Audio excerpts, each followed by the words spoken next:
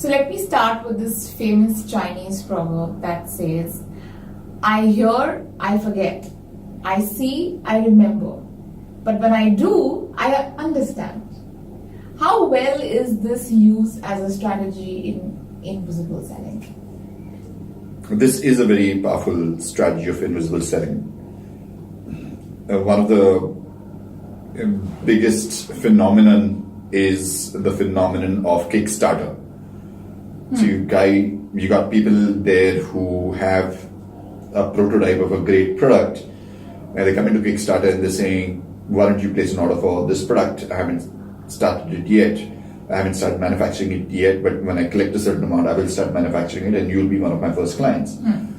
Now, either the incentive is that you're getting the product at a cheap price, right, or you are a para entrepreneur just because you are, in a way, giving seed money to that person.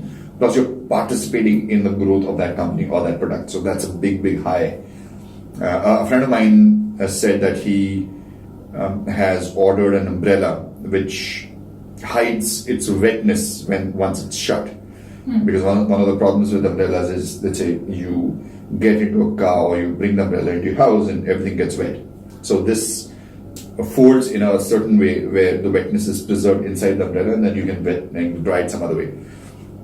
So that was on Kickstarter, and I've heard plenty of people being excited by lots of products that are being offered on Kickstarter. So that is a strategy that gets people interested in your product and that gets people attached to your product in a very emotional way and an anticipatory way. That's Kickstarter. One of the legendary stories in marketing involves a brand called Betty Crocker. Okay. And it was very, very puzzling. Betty Crocker, I think, came up in the 60s or 70s.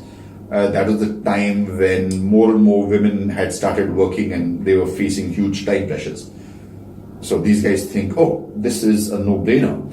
We can give ladies formulae for baking instant cakes where all they have to do is just put this batter in some place and just heat it up and your cakes are ready.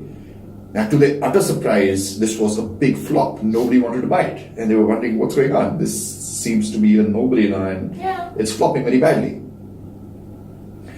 They dug a little deeper and they found out that women did not want something that's too easy to make.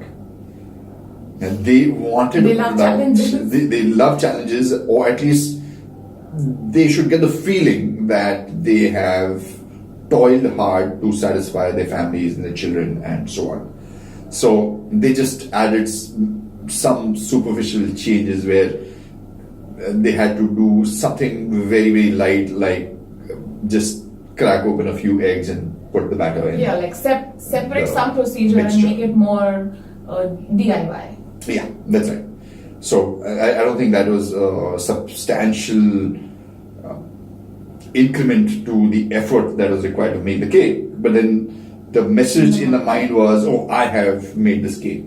It's my effort which has gone, it's my love which has gone in making this cake. And after that, it was a massive, massive success. And it was a cakewalk for the company. Yeah, absolutely. It was a cakewalk.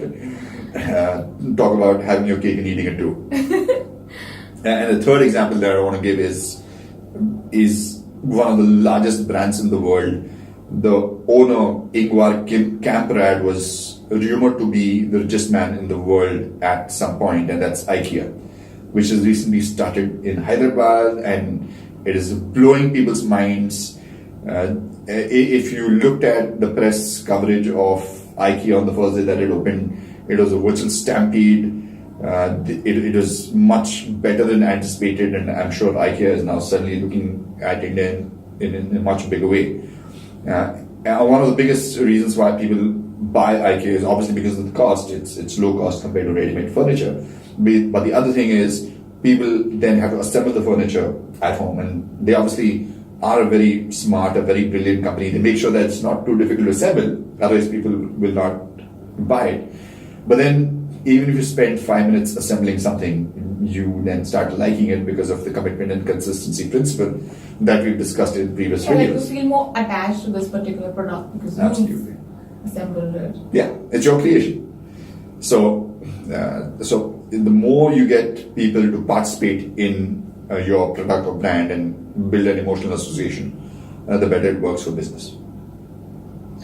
Yeah, so please participate in viewing more videos and getting richer and richer. Pause and answer questions.